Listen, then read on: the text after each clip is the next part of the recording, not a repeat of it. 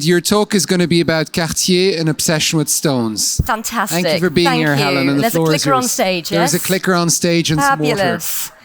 Wonderful. Laurent, thank you so much for that lovely introduction. And thank you, INHORGENTA, for having me. It's very apt that Laurent Cartier is introducing me to my talk on Cartier, an obsession with stones. As he mentioned, I curated the exhibition in London that we recently had, the blockbuster on Cartier. Did any of you see it, by the way? Anybody see the Cartier exhibition? Oh, a good few of you. Thanks a million. It was the biggest retrospective on Cartier in 30 years. We had pieces that were world famous, spectacular, some never before seen, a lot of tiaras. And it was a great honor to be the curator for this exhibition. The exhibition itself was very much rooted in the history of the Cartier family. Now, of course, Cartier was founded in 1847 by Louis-François Cartier. His son is Alfred in the middle there, the older gentleman.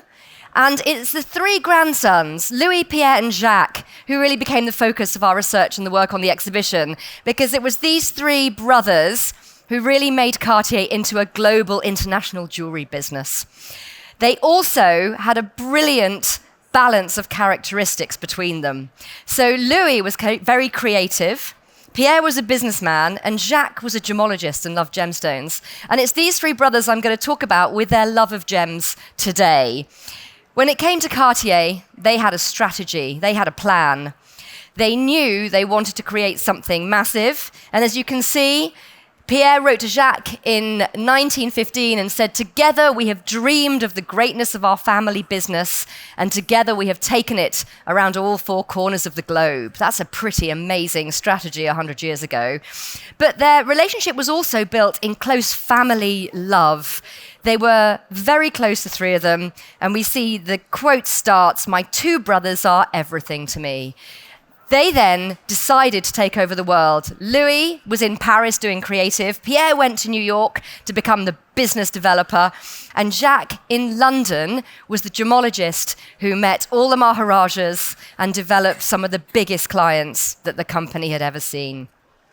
So between the three of them, we see the beginning of an obsession with gems and a love of gemstones at the heart of a great jewelry company. But it was Louis Cartier who actually phrased it perfectly. In 1922, he said to his salesman, "You must make your client obsessed with stones." I'm reckoning all of us in this room understand that phrase, right? The more I worked on Cartier, the more I understand it. It is still something that counts as much today in the firm as it did from the foundation and certainly from the 20th century. But to understand Louis's work with Cartier, you need to understand him a bit as a man. He was a Renaissance man.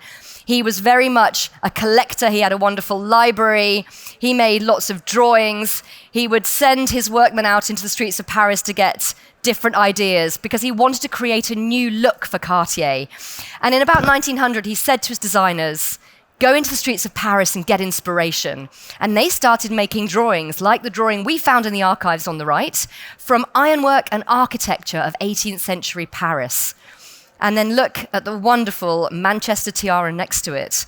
You can see those 18th century ironwork scrolls from the railings of Paris, can't you? This is in our collection at the V&A, by the way, and it was the first piece in the exhibition.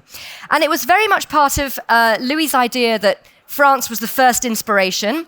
This style that developed from architecture in 18th century France was called the garland style, the style guirlande, but it was also based in gemstones because in the 1860s, diamonds were discovered in South Africa. So suddenly at the end of the 19th century, we have access to bright white gems. And one of the things Louis did was to realize those gems needed setting in a different way from the colored gems of the previous centuries. And he pioneered the use of platinum.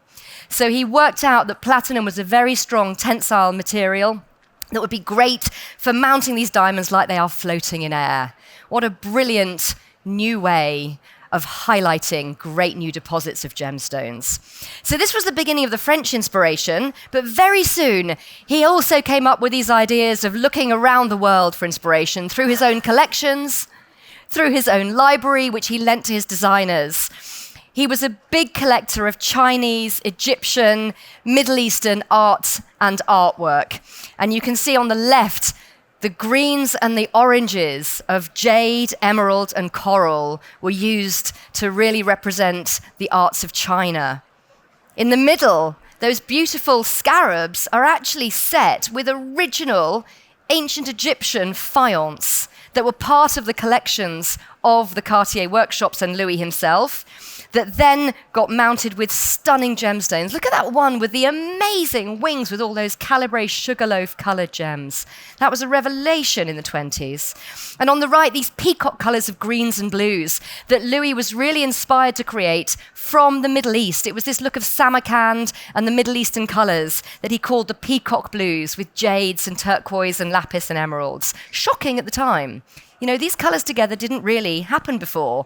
And then after Louis, we see his successor come in with even more colour and more brilliant ideas. This lady was called Jeanne Toussaint.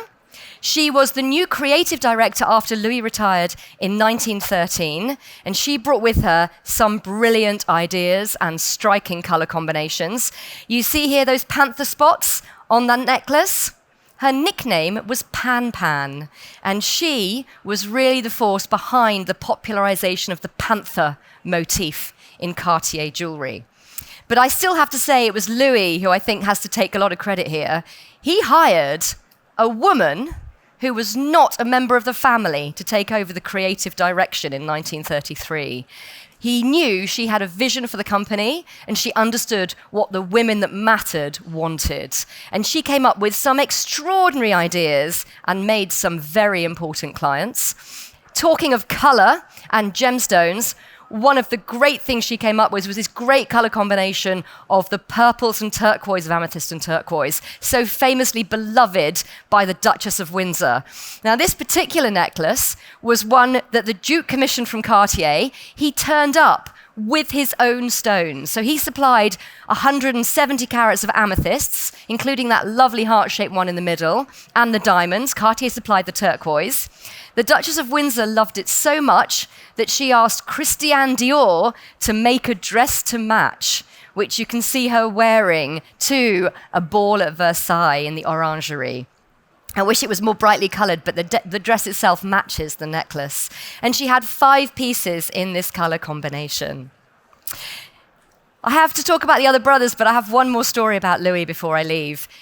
These are the Sutherland diamonds that we have in the collection at the V&A today, that famously were handed down through the Dukes of Sutherland since the 18th century and were tied into the infamous story of the affair of the diamond necklace that was said to cause the downfall of Marie Antoinette. So these were said to have come for that original necklace, which, to cut a long story short, Marie Antoinette refused to accept from her husband. A whole scam went on behind the scenes. She was implicated without knowing, and everybody assumed she just wanted big diamonds, when in fact her response was, France needs ships, not stones. So Marie Antoinette had turned down the necklace but got implicated. It got broken up, and the story was these Sutherland diamonds somehow came from that necklace. I'm not sure, but we like the stories. Now, what was lovely while we were researching Cartier, in the notebooks of Louis, we found a note that said this was the most spectacular diamond Riviere he had ever seen, and I'm pretty sure he was quite sad he didn't get to purchase it because he spent some time looking at it. You could tell from his notes he really adored gemstones. If you haven't seen it, it's in London at the V&A. Come and see it. It really is a spectacular diamond Riviere. Now that's Louis. Pierre, I've got some stories for you. I told you he was really the businessman. He was the deal maker of Cartier. And so he ended up working with some very large gemstones. He worked very famously with the Hope diamond. You all know about the Hope, right? Yes, of course you do. The famously 45-carat deep blue diamond that was said in 1911 to have come from the French crown jewels, but nobody was sure. Now, in 1911, it came up onto the market, and Pierre had this brilliant idea to acquire the Hope diamond because he had a client for it. That client was an eclectic, eccentric, obsessive gemstone collector called Evelyn Walsh McLean, who you see here.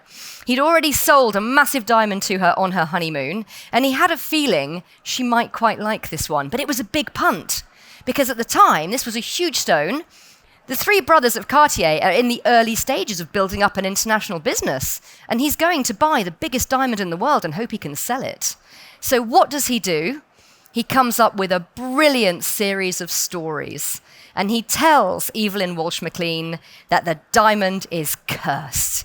He tells her that the person who bought it in the 17th century was torn apart by wild dogs. He tells her that Marie Antoinette wore it, and that was the reason she was guillotined, and that one of the later diamond dealers who owned it in the 19th century was, in the 18th century, fell off a ship and drowned. But none of these stories were true.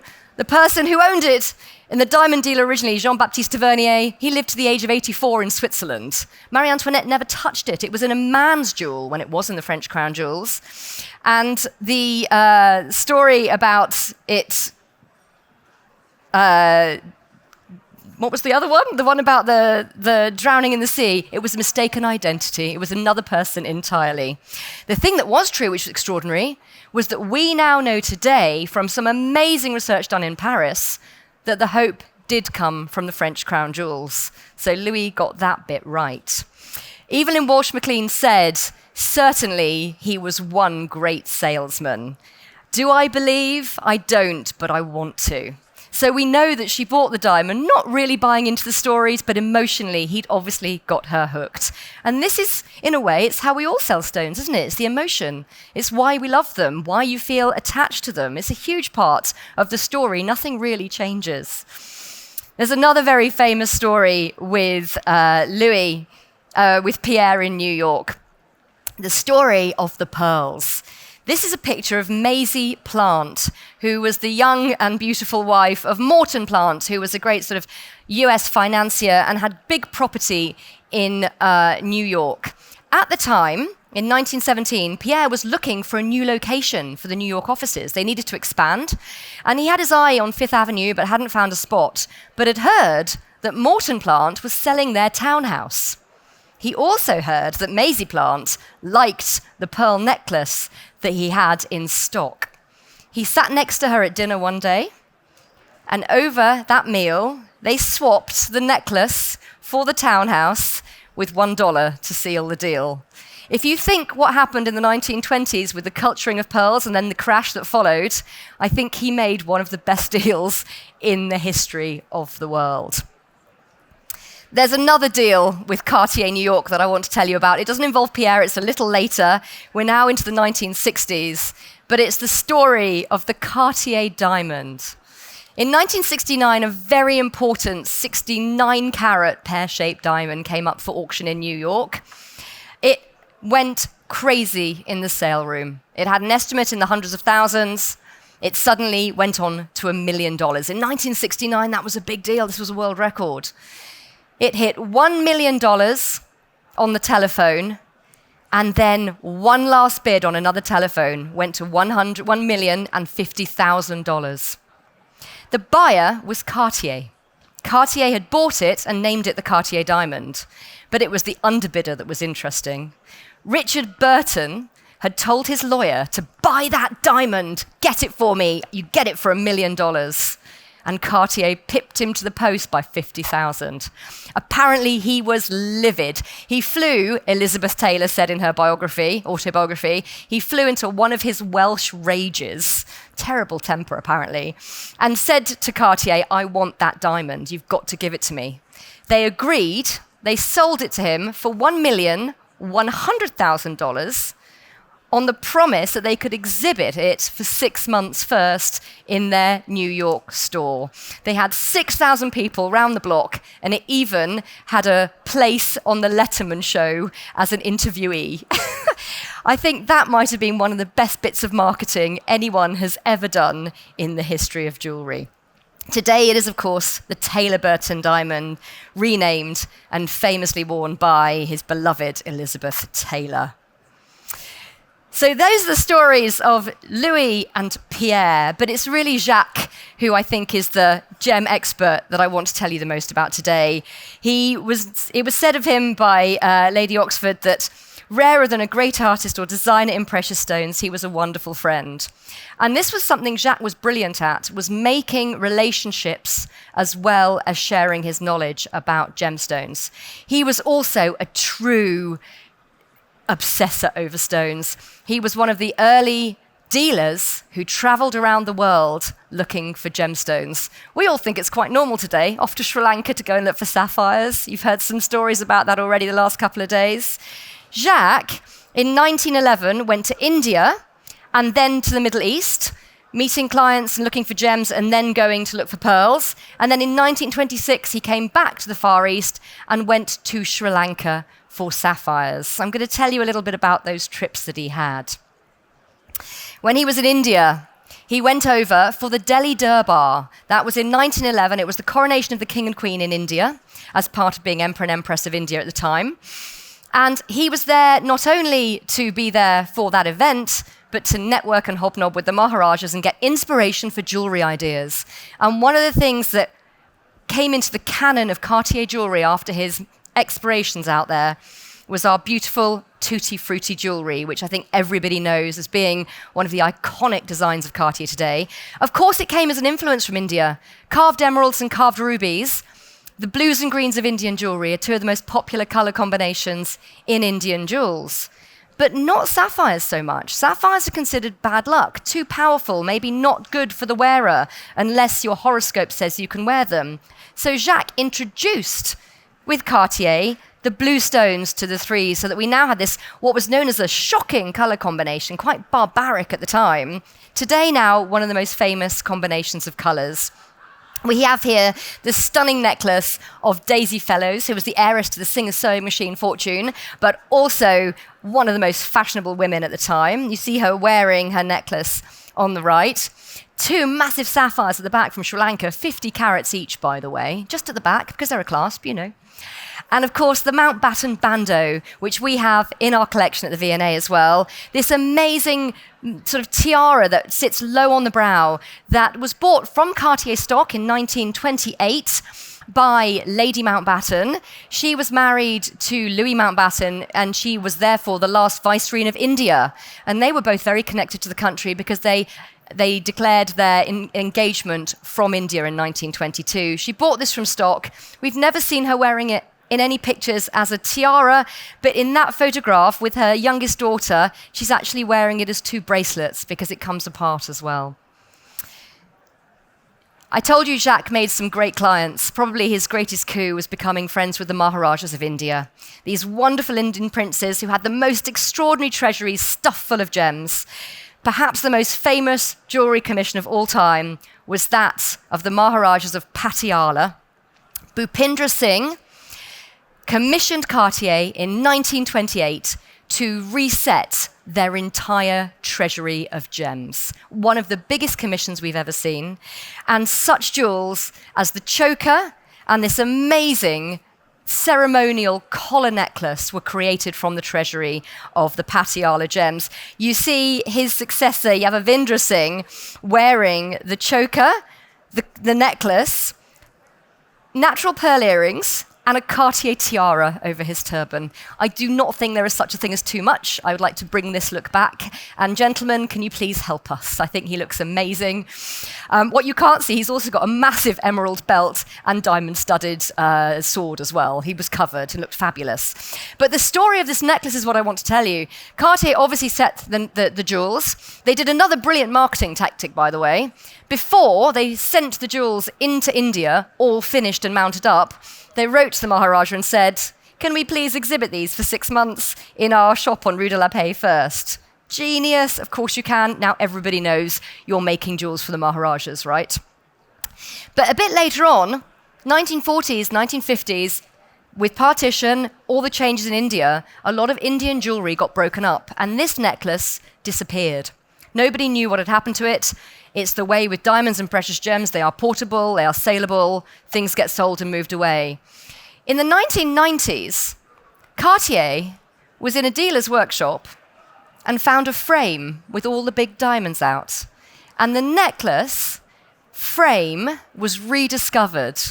And what you actually are looking at in the photograph here is the platinum frame with very small diamonds originally in the creation, but all the big stones are cubic zirconia.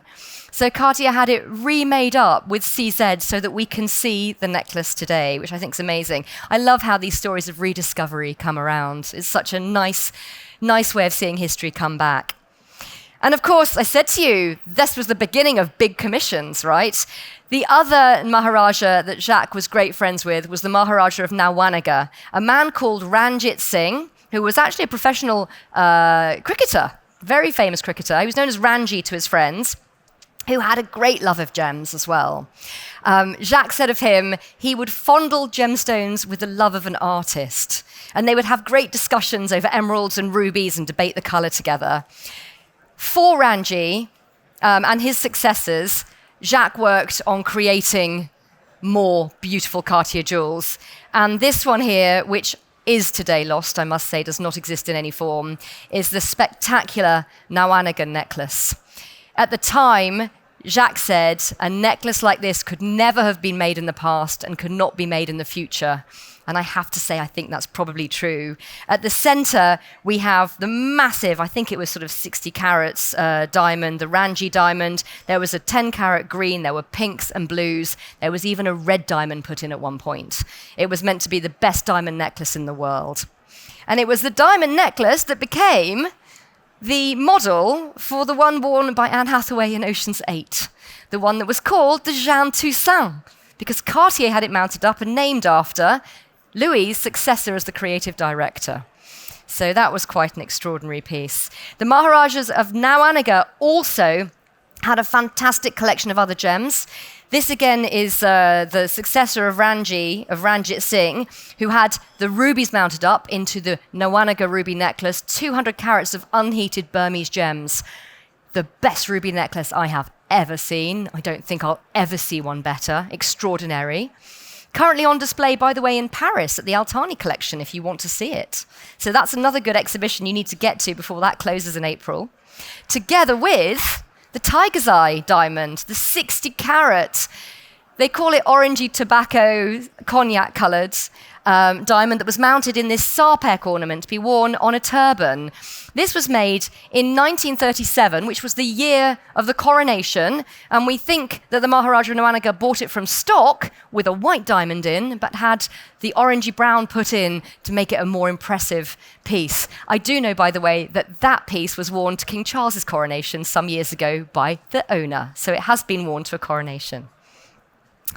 I mentioned to you that Jacques' first travels were in India and then the Middle East. And he went to Bahrain in 1911, 1912 to go and see how pearls were found. And if I can find the quote, we found it in the Cartier archives, a wonderful phrase where Jacques said to his brothers, "If I am to understand correctly," let me just find it. "If I am to understand correctly, the most important task on this mission, my trip, is to investigate the pearl market and determine the best way to source them."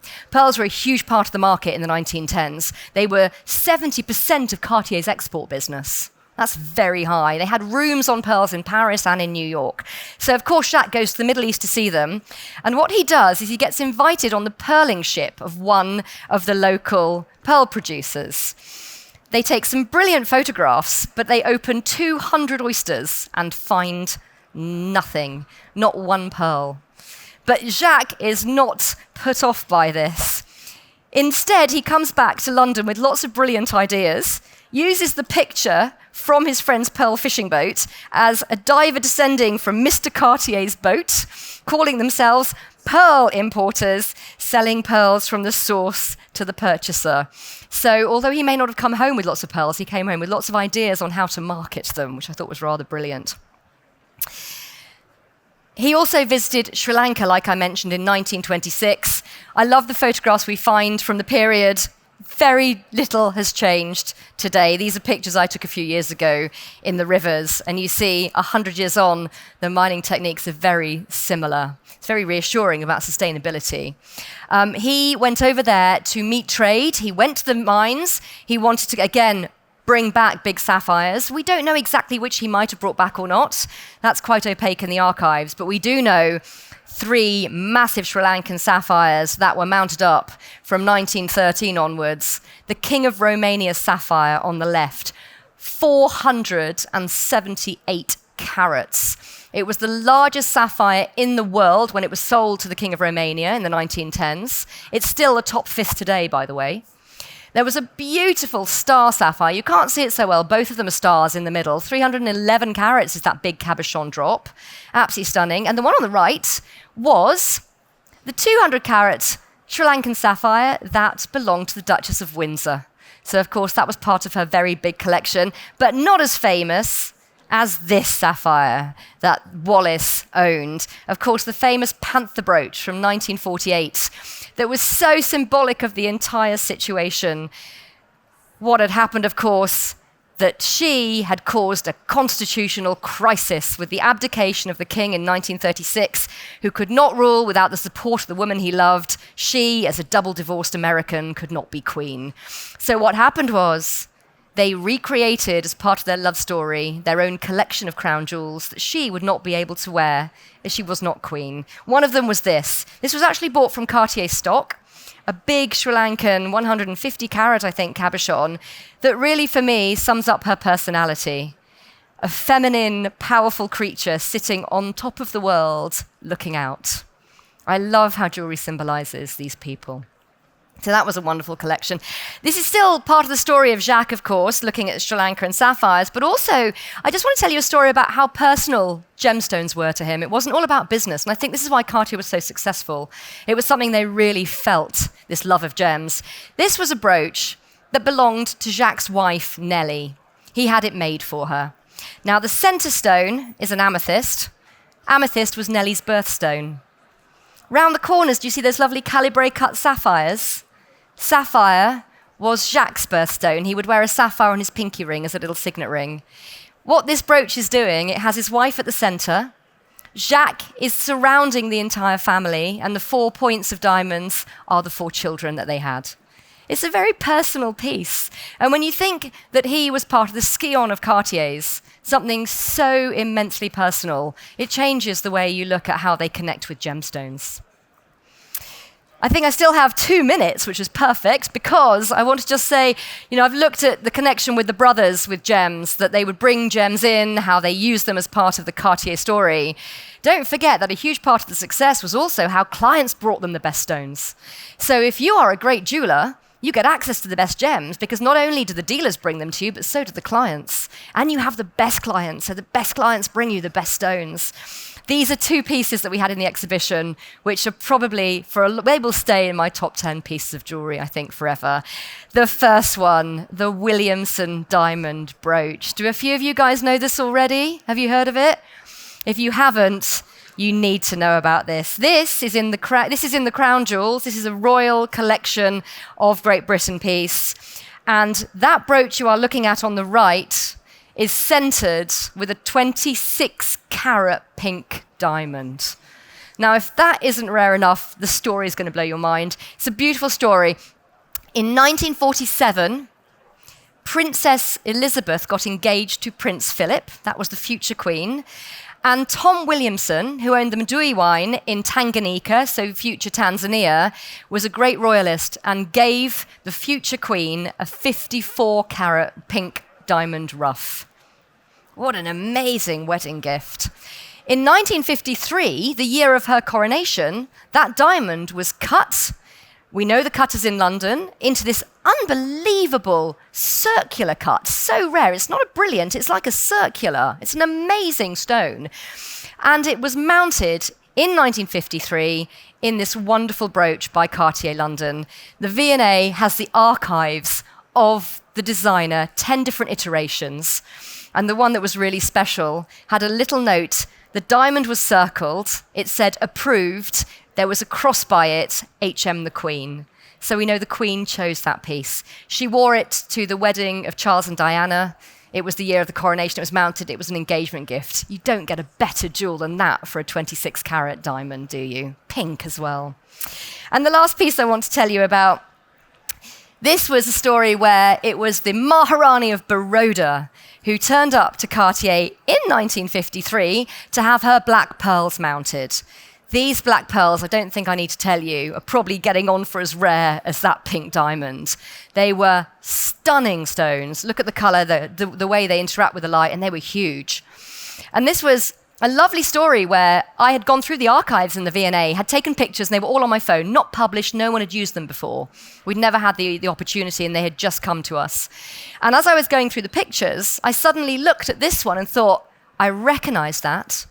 And the middle bracelet I'd seen in the market about 10 years ago, and it was made for the Maharani of Baroda. And we were able to borrow the bracelet from the current owner and pair them up to show the archive of the different drawing options with the Maharani of Baroda's pearl bracelet.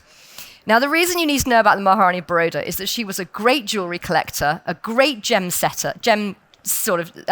setter, and she was known as the Wallis Simpson of India, the Indian Wallis Simpson.